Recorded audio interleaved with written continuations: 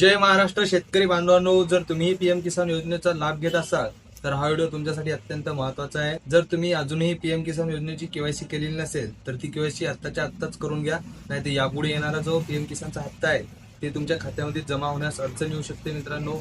तर ही केवायसी तुम्ही तुमच्या मोबाईलमधून घर बसल्या सुद्धा करू शकता। यासाठी तुम्हाला कुठल्याही महाई सेवा केंद्रावर ऑनलाईन सेंटरवर जाण्याची आवश्यकता नाही। तर घर बसल्या तुमच्या फोनमधून ही केवायसी कशी पूर्ण करायची, कोणतीही चूक न करता, ही सर्व माहिती आपण आज या व्हिडिओमध्ये स्टेप बाय स्टेप पाहणार आहोत। त्यासाठी व्हिडिओ शेवटपर्यंत नक्की पहा आणि चॅनलवर जर नवीन असाल तर चॅनलला सबस्क्राईब करून घ्या। महत्त्वपूर्ण व्हिडिओ तुम्हाला मिळत राहतील। तर चला कुठलाही वेळ वाया न घालता व्हिडिओला सुरुवात करू।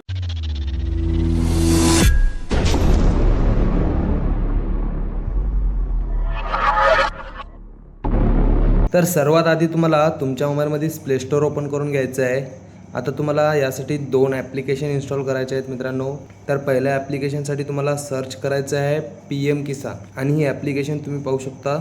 या ॲप्लिकेशनला तुम्हाला इन्स्टॉल करून घ्यायचं आहे मित्रांनो। त्यानंतर परत तुम्हाला सर्च करायचं आहे आधार फेस ID, आणि ही ॲप्लिकेशनसुद्धा तुम्हाला तुमच्या मोबाईलमध्ये इन्स्टॉल करायची आहे।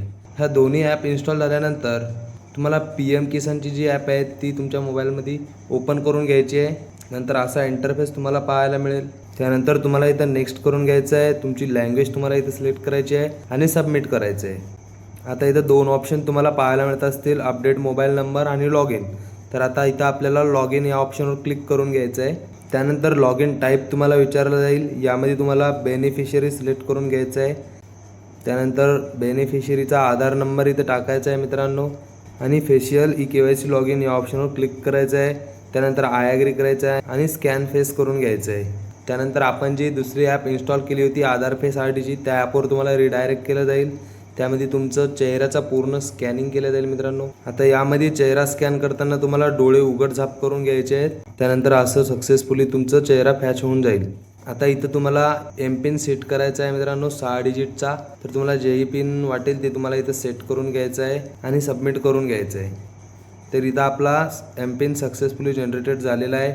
आता परत तुम्हाला इथं ऑप्शन पाहू शकता की डॅशबोर्ड असं ऑप्शन तुम्हाला 1 नंबरला दिसत असेल। आता तुमचं या ॲप्लिकेशनमध्ये लॉग इन झालेलं आहे, तुम्हाला या डॅशबोर्ड ऑप्शनवर क्लिक करून घ्यायचं आहे।